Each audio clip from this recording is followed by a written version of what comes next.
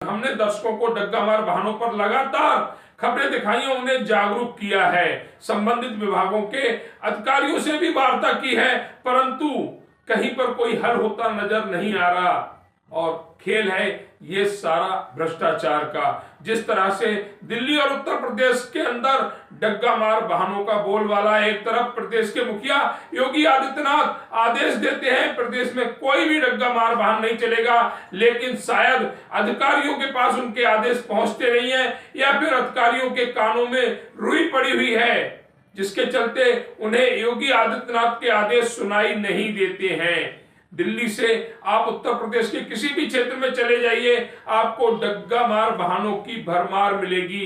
शाम को 9 बजे के बाद और सुबह 6 बजे तक सड़कों पर ये डग्गा मार वाहन बेरोक टोक दौड़ते नजर आएंगे।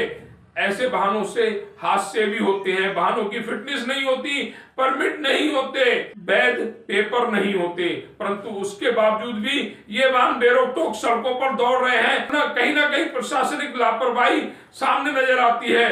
उसके बावजूद भी कोई अधिकारी, कोई मंत्री ऐसे कार्यों पर रोक नहीं लगा पा रहा है। सबसे बड़ा सवाल है, क्या योगी के आदेश की कोई अहमियत नहीं है? और अहमियत है तो संबंधित विभागों के अधिकारी कार्रवाई क्यों नहीं कर रहे? लगभग 1000 करोड़ रुपए का व्यापार है, इससे राजस्व की हानि होती है। डग्गा मार वाहन जो सड़कों पर संचालन किया जाता है उसके कारण राजस्व की हानि होती है। जो यात्री सरकारी बस में यात्रा करेंगे वही यात्री चंद पैसे बचाने के लिए और गंतव्य स्थान पर जाने के लिए उनके आसपास ऐसे वाहन जो चलते हैं उसके कारण आवागमन अवरुद्ध होता है, भ्रष्टाचार को बढ़ावा मिलता है। उसके बावजूद भी कहीं कोई सख्त कार्रवाई नजर नहीं आती। आज हम दर्शकों को दिखाएंगे किस तरह पुलिस प्रशासन भ्रष्टाचार के दलदल में फंसा हुआ है। शिकायत करने के बावजूद भी कोई कार्रवाई ऐसे वाहनों के खिलाफ नहीं हो रही है, और ऐसा तब हो रहा है जब खुद प्रदेश के मुख्यमंत्री योगी आदित्यनाथ ने अपने प्रदेश में डग्गा मार वाहनों को प्रतिबंधित कर रखा है। पंकज पंत जी बोल रहे हैं? जी बोल रहा हूँ। पंकज पंत जी, पत्रकार विनीत माहेश्वरी बोल रहा हूँ, जनसंवाद से, जिला गाजियाबाद से। जी बताइए सर, कल मैं बरेली से और आपके थाना क्षेत्र से होते हुए दिल्ली तक आया एक डग्गा मार बस से। अच्छा। 3 जगह सर आपकी चौकियां पड़ी, थाना साहिबाबाद क्षेत्र के अंतर्गत, और 2 जगह मतलब गाड़ी पे जो 112 की गाड़ी थी वो खड़ी हुई थी सर। और सर कहीं भी डग्गा मार बस को रोकने का प्रयास नहीं किया गया, जबकि योगी जी के सख्त आदेश है प्रदेश में डग्गा मार वाहन नहीं चलेंगे। अच्छा, कहाँ से चली थी? बरेली से साहबाबाद और सिरौली साहबाबाद होते हुए दिल्ली के लिए। आप कहाँ से बैठे थे? मैं बैठा था सिरौली से। अच्छा अच्छा, क्या? क्योंकि बहुत दिन से ये हो रहा था कि यहाँ चल रही है नहीं चल रही है, तो मैं सिरौली से बैठा था और शाहबाद होते हुए, पाकबाड़ा साइड होते हुए, और ये बसें दिल्ली गाजियाबाद होते हुए दिल्ली में इन्होंने एंट्री करी थी। तो देखा था कि 3 चौकी क्षेत्र थे और 2 112 की गाड़ी थी, लेकिन कहीं भी सर गाड़ी रोकने का प्रयास नहीं किया गया, जबकि डग्गा मार वाहन पूरी तरह से प्रतिबंधित है। कहीं पूरा यूपी में नहीं किया गया हो ना? हाँ जी, पूरे यूपी तक कहीं नहीं गया। मैं सर जहाँ जा रहा हूँ देख रहा हूँ, वहाँ मैंने आपसे आज मैंने देखा, कल देखा, तो आज आपसे मैंने सर शिकायत की। चलिए बात कर लेते हैं, सिरौली से चल रही होगी तो वहीं बात कर लेते हैं। बरेली से चलती हैं सर ये, और दिल्ली तक जाती हैं। मैं तो जिस थाना क्षेत्र से गुजर रही हैं, मैं उनके जो क्षेत्र अधिकारी हैं, थाना क्षेत्र अधिकारी हैं, उनसे बातचीत कर रहा हूँ कि इन्हें रोकने के प्रयास क्यों नहीं किए जाते। ये सर जानकारी ले रहा हूँ मैं सर। चलिए हम देख लेंगे, बात कर लेंगे। अब सिरौली से चल रही तो वहाँ से स्टार्टिंग से ही नहीं चलनी चाहिए उन्हें।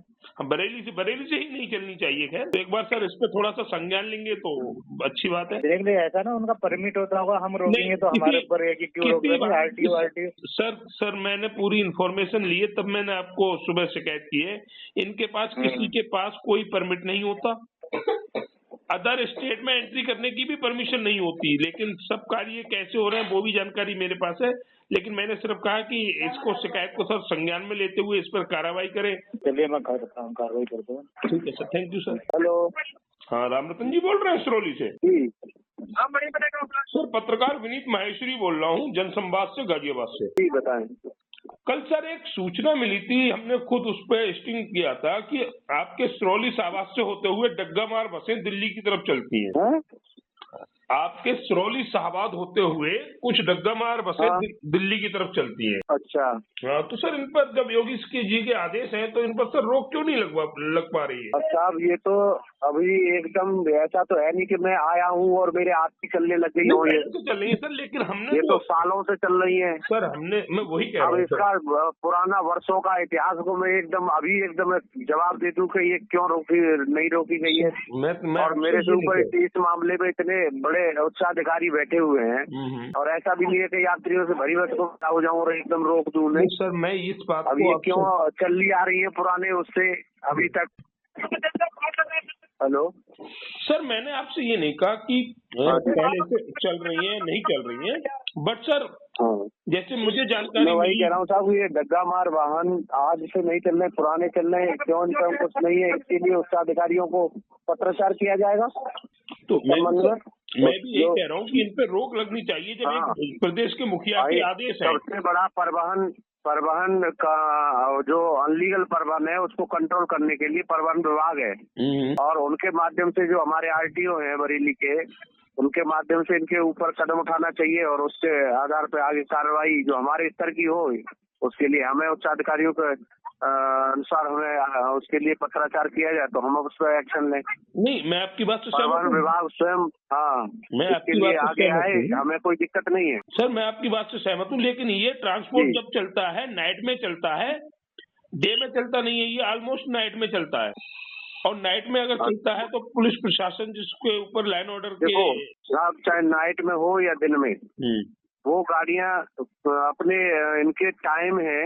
अभी मेरे पास एक विवाद आया था कि साहब मेरा टाइम ये है, वो ये मेरा टाइम लेके जा रही है गाड़ी, मेरी गाड़ी इस टाइम पे चलती है और मेरा पुराना वर्षों का बना हुआ टाइम है, ये मेरा टाइम छीन रहा है।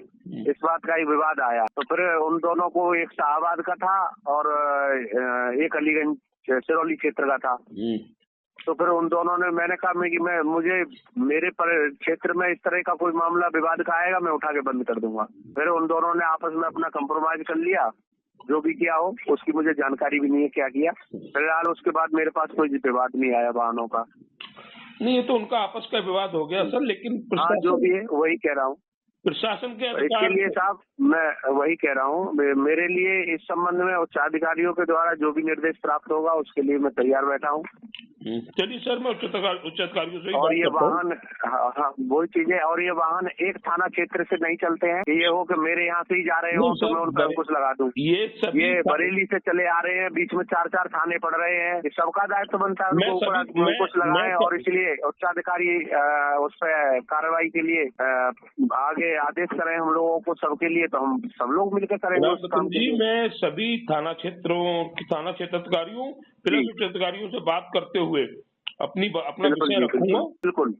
और यहाँ से लेके दिल्ली तक वाहन जा रहे हैं, हरियाणा पंजाब तक जा रहे हैं, तो ऐसा नहीं है, राज्य स्तर पे भी आदमी चल रहा है ना, थाना स्तर से न होके दूसरे स्टेट तक जा रहा है, दिल्ली तक पहुँच रहा है, हरियाणा पंजाब तक जा रहा है। अब वही अनलीगल वहाँ तक कैसे पहुँच रहा है और कैसे वापस आ रहा है, वहाँ पर भी उस पर कोई अंकुश नहीं है। नहीं, जबकि परिवहन विभाग मैं आज ये परिवहन विभाग को इनके प्रमाण पत्र या इनके परमिट, इन पे कार्रवाई करनी चाहिए, इनके परमिट निरस्त हो, बने हैं नहीं बने हैं, इसकी जांच हो। चलिए, मैं आज इस संदर्भ में दयाशंकर जी से बात करता हूँ और अपना विषय रखता हूँ। जी ठीक है सर, थैंक यू सर। अगर जनसंवाद की खबर आपको लगती है अच्छी और सच्ची तो हमारे चैनल को लाइक और सब्सक्राइब करें, बेल आइकन बटन को प्रेस करना ना भूलें, जिससे कि हमारे और आपके बीच की दूरी कम हो, हम हमेशा आपके साथ अपडेट रहें।